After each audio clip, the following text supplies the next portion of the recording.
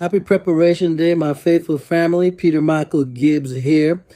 Today is Preparation Day, and Delise and I are going to do what we normally do. We're going to prepare for the Sabbath and renew our vows at the same time.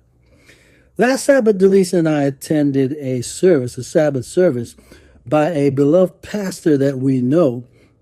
And that pastor happened to be preaching on Malachi chapter 4, verses 5 and 6, which talks about Elijah the prophet.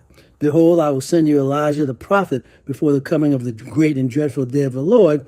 And he mentioned that Elijah is a message for these last days. Now, I want you to think about this. Elijah, this is antitypical Elijah now, not literal Elijah. Antitypical Elijah, which is to appear in the last days, is to be a prophet and is to also bring a message. What is the message? The message is the great and dreadful day of the Lord. So whatever church you're going to, whatever denomination, if you're not looking for Elijah to be an individual, just a message, then you're looking and you're worshiping, unfortunately, in the wrong place. Because Elijah, the antitypical Elijah, has to be not only a message or bring a message, but also has to be an individual, just like John the Baptist was. John the Baptist was called a prophet, as a matter of fact, Elijah, by Christ himself.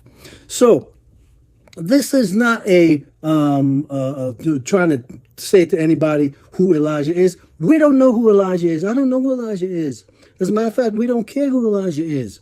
And I'm not vying for the position of Elijah, and I'm not bringing this forward because I am trying to petition God to be anything other than a blood-bought soul that's coming to him for redemption. That's it. I'm nothing, right? So I'm not even talking about that. What I'm talking about, and this is probably going to be a two-parter. Can't go over everything in this particular short right here. But here's what I can tell you. We don't know or care who Elijah is, but we do know who Elijah is not.